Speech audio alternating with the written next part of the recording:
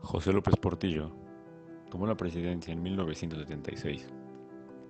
Hubo un déficit fiscal inmenso, crecía el desempleo, la inflación y la deuda externa comenzaban, y el peso se devaluó en un 100%. En 1976 había signos de crisis financiera, por lo cual Luis Echeverría solicitó al Fondo Monetario Internacional un préstamo de $1.000 millones para combatir el desequilibrio financiero. José López Portillo coincidió con dos fenómenos fundamentales: la crisis en el mercado internacional del petróleo, que se traducirá en un aumento del precio a nivel mundial, y por otro lado, el descubrimiento de yacimientos de este hidrocarburo. El rumbo de las finanzas había llegado a una deuda de $102 millones y una inflación al 100%, por lo cual a Miguel de la Madrid Hurtado le correspondió enfrentar la crisis económica y firmar las cartas de intención con el Fondo Monetario Internacional y el Banco Mundial. Es en su gobierno cuando comienza el llamado cambio estructural. La dependencia económica de México respecto a los organismos financieros internacionales. En 1982 el tema principal fue la deuda mexicana. De 1983 a 1985, Jesús Silva Herzog firmó una carta de intención por un nuevo préstamo. En cada paso se fue avanzando con gran dificultad sobre la etapa anterior. El detonante de agosto a diciembre de 1982. La primera etapa fue de 1982 a 1983. Fue aquí la primera negociación entre el gobierno mexicano y el Fondo Monetario Internacional. La segunda etapa, de 1984 a 1985. En la segunda etapa, se reconoció que la crisis era muy grave, por lo que era necesario reestructurar todo el aparato económico. La tercera etapa, de 1986 a 1987, fue influida por una recaída de nuestra economía, a la que se agregaron las pérdidas ocasionadas por el terremoto de septiembre de 1985.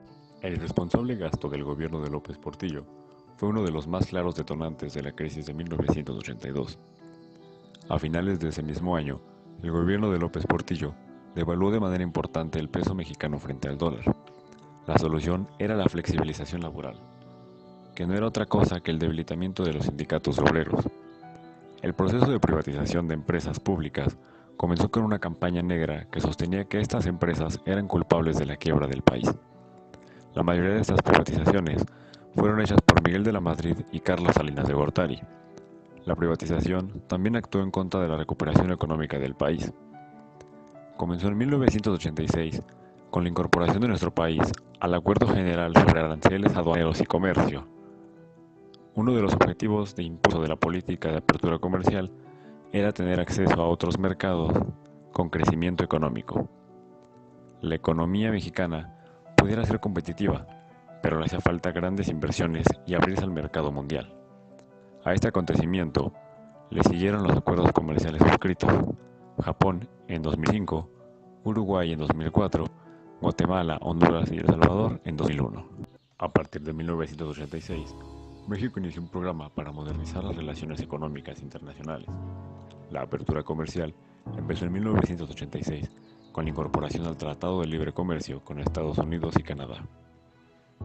En 1987, como parte del programa macroeconómico para reducir la inflación, la tarifa máxima se redujo a un 20%, tras seguir medidas tendientes a la liberalización comercial. En las 3 últimas décadas, las exportaciones mexicanas se han multiplicado más de 18 veces, al pasar de $21.800 millones a casi $397.000 millones entre 1986 y 2014, y se han diversificado de manera significativa.